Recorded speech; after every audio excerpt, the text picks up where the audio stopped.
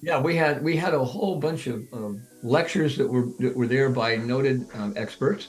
Our panel at Host Defense, which is really interesting, we have 11 scientists on our research team, and five of them are PhDs. One of them is an expert in beta glucans, and they've been doing right now. They're doing major research on lion's mane and coming up with some amazing information on lion's mane and the difference between the two main compounds, the erinacines and the hericenones, and where they're most prevalent. Are they more prevalent in fruit body? Are they more prevalent in mycelium? And we also know from studies that lion's mane is one of those amazing mushrooms that not only does it have a really great effect on our cognitive function, but it has a fascinating effect on our digestive function. It actually helps enhance the strength and the integrity of the brush border, the barrier tissue in our intestinal tract, to keep it, connected and uniform so that there are no Yeah. gaps where things can get in pre-digested. Wow. That's incredible.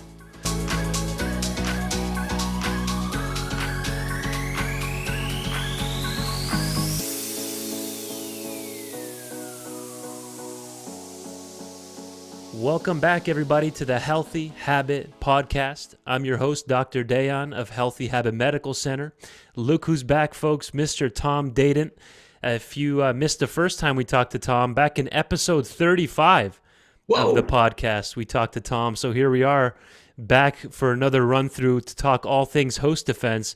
Tom Dadant has spent the last 53 years of his life, folks. That's 53 years of his life immersed in the natural foods movement and the dietary supplement industry. In 1970, he began as an organic farmer on the Big Island of Hawaii, went on to own and manage a vegetarian restaurant in Honolulu, and produced fresh organic fruit and vegetable juices for a dentist and MD patient's office, as well as retail outlets on the island of Oahu. For the last 28 years, Tom's represented major supplement companies as a science educator and herbal storyteller. He joined the Host Defense education team in May of 2017, about 6+ years now, and began educating retailers and consumers nationwide on the benefits of mushrooms as dietary supplements. I got my mushroom hat on for this episode, folks, so let's dive right in. Welcome back, Tom. Hey, thank you so much, Dr. Dion. How are we doing since we last spoke in episode 35? Oh, it's exciting. Got a great new product that we're introducing at Expo East coming up here. Actually starting, I think today, Paul is doing his keynote speech at the Expo East, and that's in Philadelphia. Okay. So, and besides that, just growing like crazy. We had a beautiful conference. For the folks who don't know, there was a mushroom summit, first ever for the Wow. industry. Real And first so all ever. of the, yeah, first ever mushroom summit for the industry. A lot of folks have now realized, hey, mushrooms are such a big thing that they want their own category in the store rather than being cross merchandised in other places and you're looking for Wow. them all over. They're talking, let's do these are all mushroom products because the category has gotten so big. I think there's like 130 something players in that category now as far as supplement lines that carry or do mushrooms in their line.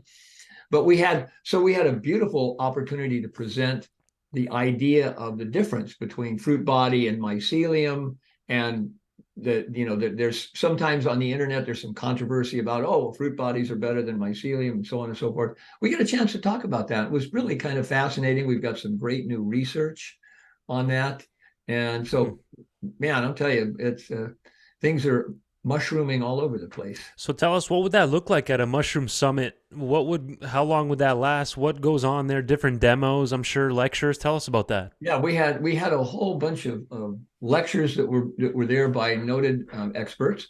Our panel at Host Defense, which is really interesting, we have 11 scientists on our research team, and five of them are PhDs. One of them is an expert in beta glucans, and they've been doing right now. They're doing major research on lion's mane and coming up with some amazing information on lion's mane and the difference between the two main compounds, the erinacines and the hericenones, and where they're most prevalent. Are they more prevalent in fruit body? Are they more prevalent in mycelium? So that was part of the conversation. The other part of the conversation was, the need in the industry. It was extremely well received, by the way. This was what was so encouraging for us. It was well received that there's a need for accurate testing and not just sort of sleight of hand testing, if you will. There was a test that was going around, and you sort of as a sales gimmick, where they were saying, okay, we're going to show you that host defense capsules, when you put iodine in them and they turn blue, that means they're nothing but starch. And while iodine does turn blue in the presence of starch, they took lion's mane fruit body, they took lion's mane extract, they took host defense extract, they had a whole array of it, put iodine in all of them, and they all turned blue.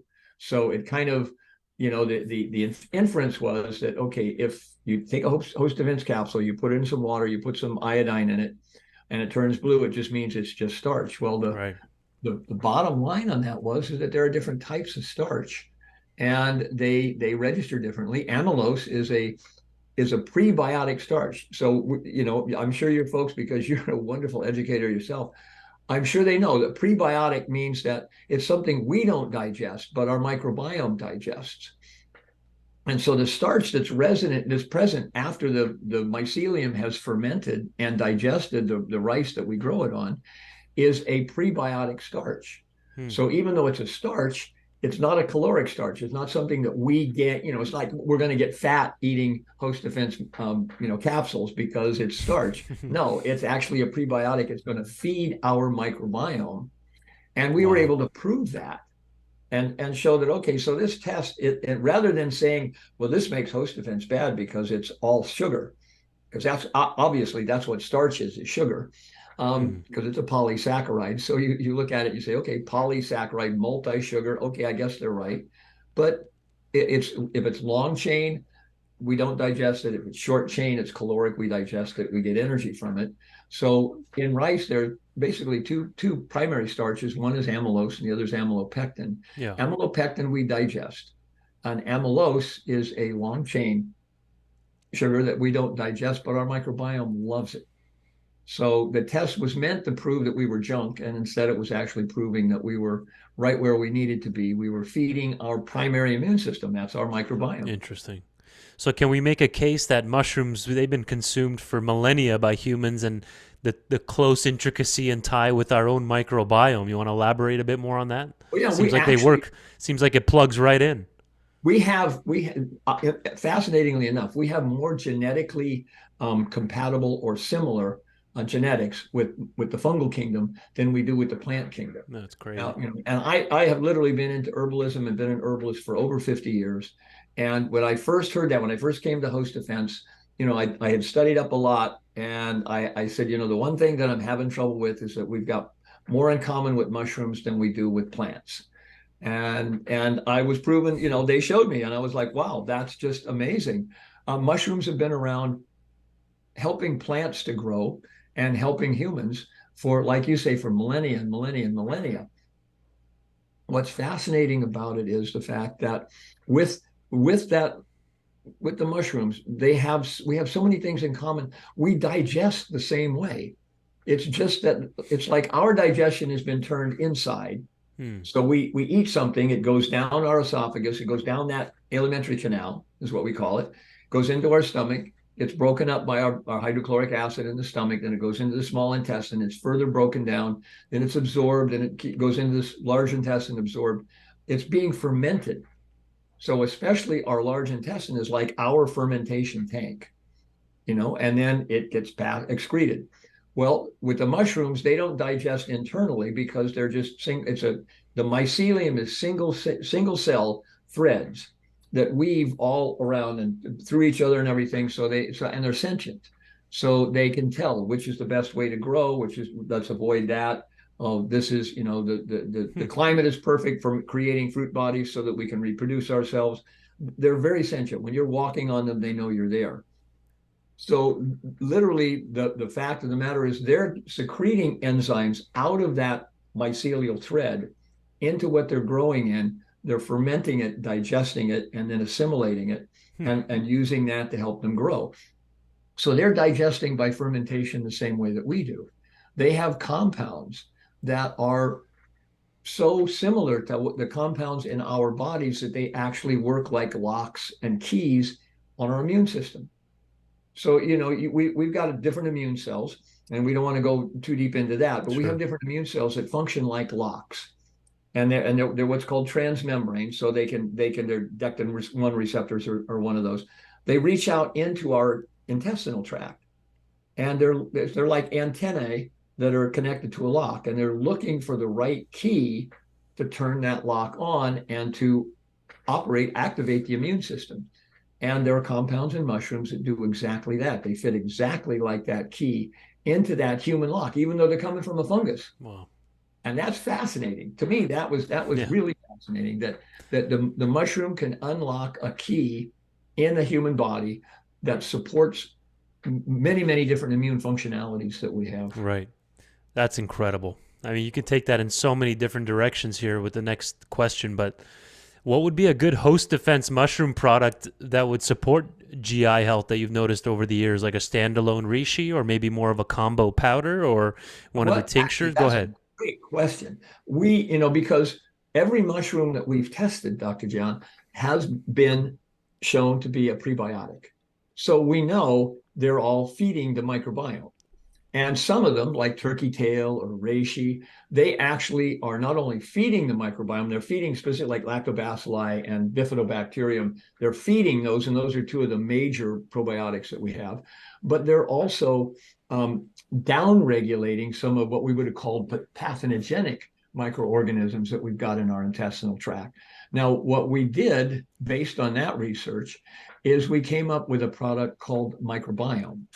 And this was the first time we'd ever looked at the idea of putting a probiotic with a mushroom that we knew was going to be a prebiotic, and then also put in a couple of herbs that would support the mucosal membrane and the peristalsis of the intestinal tract.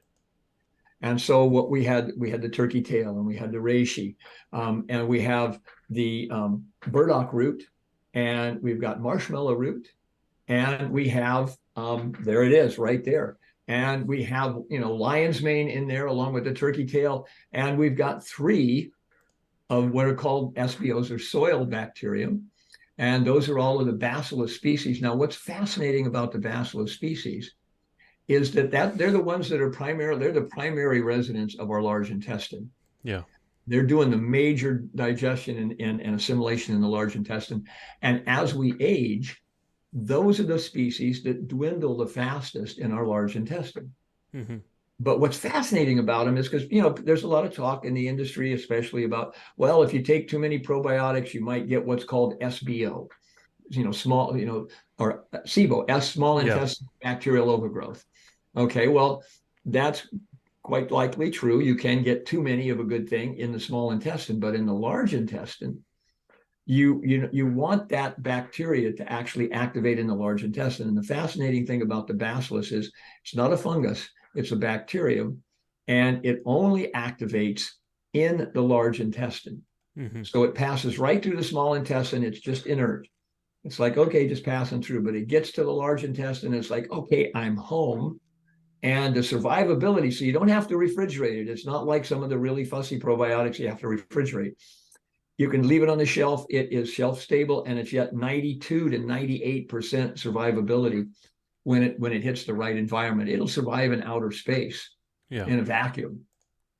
So we've got those three: Bacillus subtilis, Clausii, and coagulans are combined with the lion's mane and the turkey tail and the marshmallow root and the burdock root. And both marshmallow root and burdock root are really great for that mucosal membrane that we have. And the mucosal membrane is literally, that's where our probiotics, that's where our microbiome lives, is in that mucosal membrane. It's what protects us. It keeps the outside world even more insulated, because what's fascinating, remember I said that mycelium is a single cell organism. It's Right. like the lining of our lumen, which is the tube that we call our digestive tract. The lumen is lined with a single cell thread that separates the inside of us from the outside world coming down through our digestive tract. It's called the brush border, and it's fascinating that the mucosal membrane is what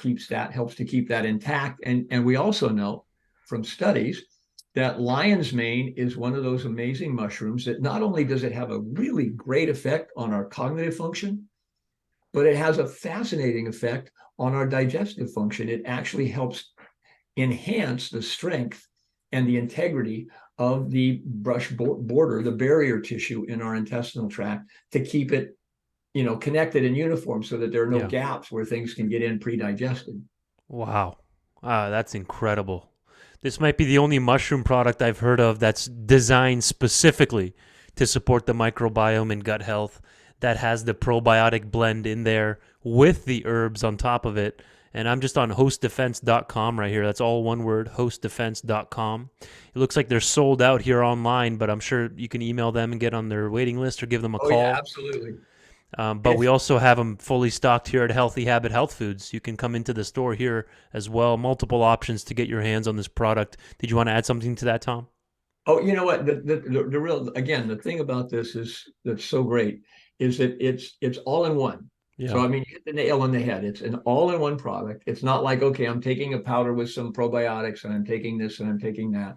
It has the prebiotics to feed your microbiome. It has the specific bacterial species that you want in your large intestine to help with stool formation, to help with throughput, to help with, all of the things that you're supposed to be having happening in your large intestine. It is our fermentation tank. It's where we're breaking things down to get it to the point where we're really getting our full value of all the food we eat. And that's, I'm sure you're totally aware of this, that in the American public, because of our eating habits and because of what we eat and so on, we're not even digesting half of what we're getting. We're not getting the full benefit out of it because our intestinal tract is so messed up. Right.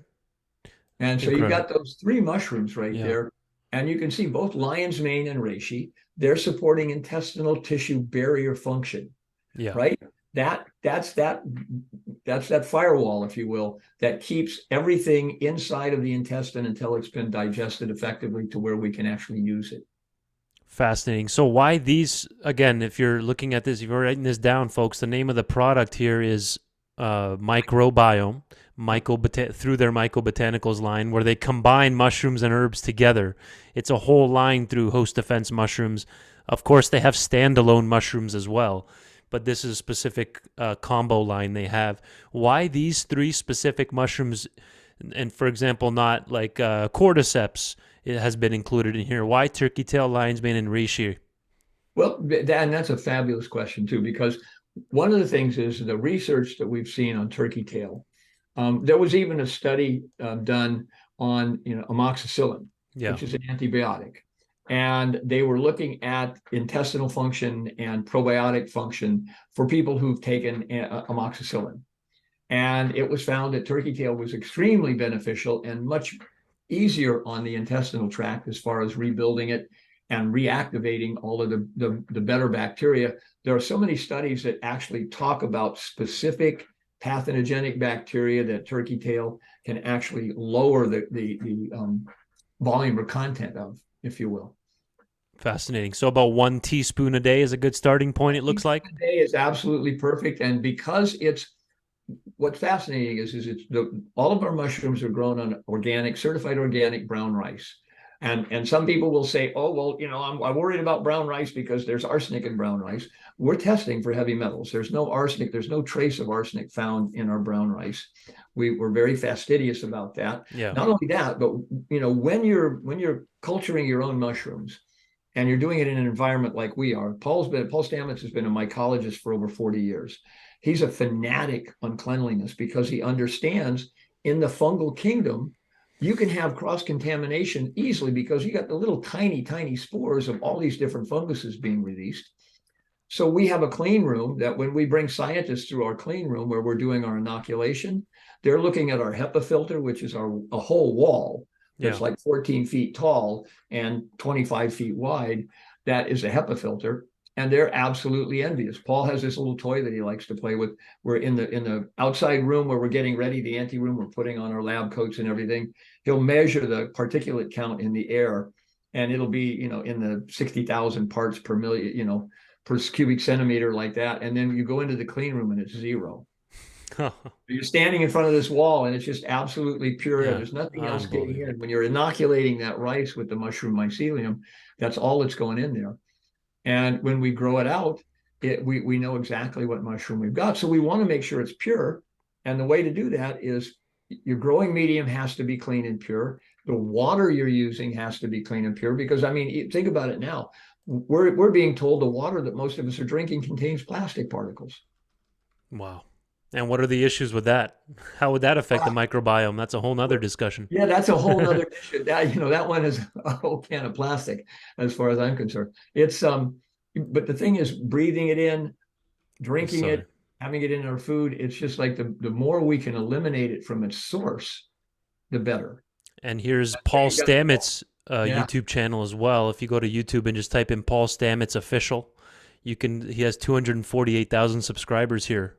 Maybe we'll get there one day here with the Healthy Habit podcast. But So, this is phenomenal. Saving the world one hypha at a time, permaculture, symbiosis, and much more there.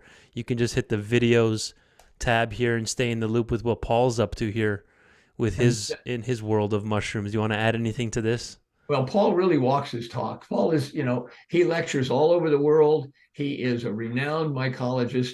Um, these videos that you watch, you can see him there on the Save the Bees down at, you go down a little bit there. Right. We did the first ever research. Paul had this idea that, bees and trees have a historic relationship. Bees have Right. always been holes in the trees. And there must be a mushroom or something about mushrooms that bees are attracted to. So we started making a mushroom extract out of the specific mushrooms that would grow on hardwood trees and wood trees. And we found that there is a species of reishi that is absolutely phenomenal for helping the bees' immune systems. Now, this is what's fascinating, Dion, is the fact that it helps the bees' immune system throw off the effects of many of the problems that they're exposed to with neonicotinoids and pesticides and Yeah. all of those things. We can't call it an antiviral, but when we give it to the bees, the viral load in the hive is reduced by an astronomical amount, and Fascinating. the bees are healthier. We can actually extend double the life of the bees that are out foraging. And so, for folks who don't know much about bees, and that's a lot, almost everybody, when they're first born, they're taking care of the younger bees. When they get a little bit older, they start taking care of the queen. When they get a little bit older from that, then they're out at the entrance to the hive receiving pollen and nectar from the foragers, from the ones who are out gathering. And then if the bloom gets really big, or if they get a little bit older, then they're the ones out foraging. So when you see a bee on a plant, on a flower, that's the last thing and it's always going to be a female. That's the last thing she's ever going to do in her life. She is foraging from sun up to sundown for the hive and bringing it back to the hive. Now they get exposed to so many things. Imagine how many pollen, we've been talking, pollens and bacteria and all this other stuff. Imagine what they get exposed to going from flower to flower to flower to flower to flower, and Yeah. who else has visited that flower and everything. And we've been able to prove, we published an article in Nature Scientific Reports on just how amazing mushroom extracts are for honeybees. And it's like, okay, if they're good for honeybees, and we've got so much in common with them genetically, they got to be good for humans. Wow. So because the bee population has been declining over the last 40 plus years, is that right? Yeah, absolutely. In fact, last year was one of the worst That's years. I think the second crazy. worst year they'd ever recorded. Wow. And part of that, I'm quite certain, been because of not only excessive heat, but all of the fires that have caused tremendous havoc. And then you get a long rainy season. So here in California, the bee feeder that you saw the bees going to in the Yeah. little video clip that you showed, I did a MacGyver one because I wanted a bigger one that I didn't have to fill so often, and the bees tricked me. I don't have any of my own hives because I travel for the company. But when I mix up that sugar water, so you mix the sugar water just like you were going to feed hummingbirds, but then you add the mushroom extract Mm. and you put it in the feeder. And I've got it as a quart feeder. So I figured, okay, that quart will last a long time. Because, I mean, look at the bee, how tiny she is. She got Yeah. this tiny little mouth. How much is she taking when she Sure. takes a sip? My neighborhood bees, and I can tell where they are because I see which way they fly once they tank up on the sugar. My neighborhood bees can literally drain that quart in an hour and a half. Unbelievable. And you saw the bees flying around there. Well, with my bees, what's the biggest crazy part is they know when that quart is getting down to the point where it's almost gone, and it's like there's a feeding frenzy. Literally, it gets so thick that it's just like crawling with bees trying to get at the last little bit before it's gone. That's And there are times during the summer when it gets really heavy duty, and I talk to the beekeepers and they're saying, yeah, we're having trouble with varroa mites, we're having trouble with diseases, viruses. I start feeding like crazy, and I'm telling all of them, hey, just use this extract. You can find the article. It was in the was it November of 2017.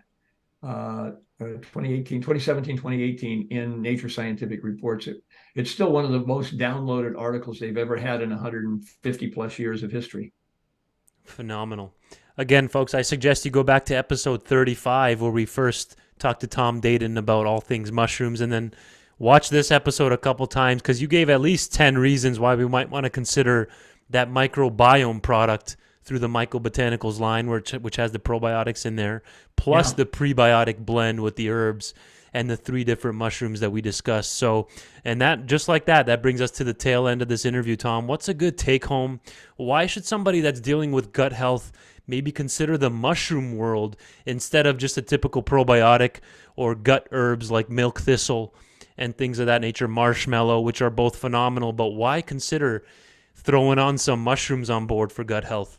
Well, the final take home, the biggest take home, is the fact that the mushrooms have such a broad spectrum of activity that they're nourishing the microbiome, they're nourishing the tissue, they're enhancing the mucosal associated lymphatic tissue, which is called our MALT. And that in turn, because it's part of the mucous membrane, it actually has an effect on the lungs. So taking mushrooms can give you such a whole body effect that it just makes it, in many cases, you can eliminate other products if you get the right mushroom blend, or even better, you can enhance the effectiveness of whatever else you're taking. Amazing. Perfect place to end it there. Always appreciate your time and coming on, Tom. Thank you for educating us. My pleasure. Thank you.